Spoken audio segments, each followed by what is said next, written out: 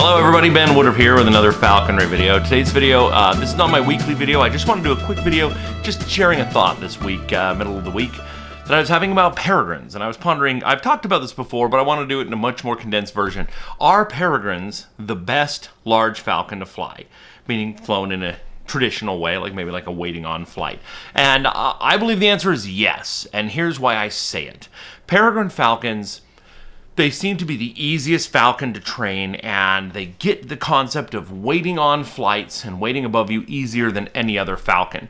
Now, because in many countries, including my own in the United States, they have almost a heroic status because they were endangered. It's like, ooh, there's this idea that they're hard. They're really, in my opinion, the easiest large falcon to train.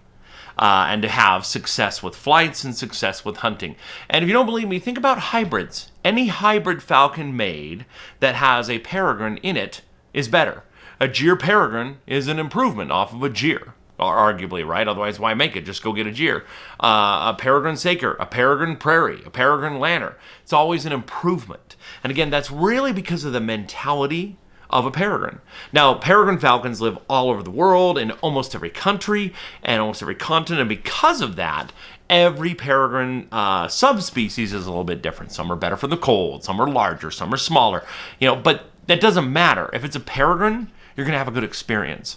And I would like to share this video really in the spirit of trying to help people to not think of a peregrine falcon as a lofty goal, like, oh, maybe I'll get a lanner falcon and then a saker or a prairie and then someday get a peregrine. I think of a peregrine as much more of a beginner falcon as far as their ease of training than any other large falcon, period. Now, that being said, that doesn't mean they're easy to train.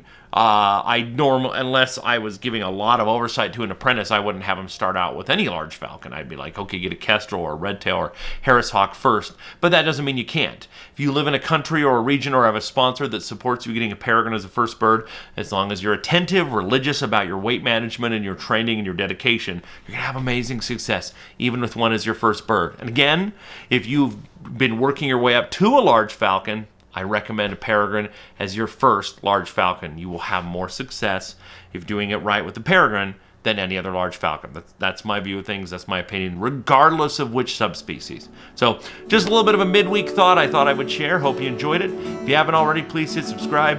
And as always, happy hawking.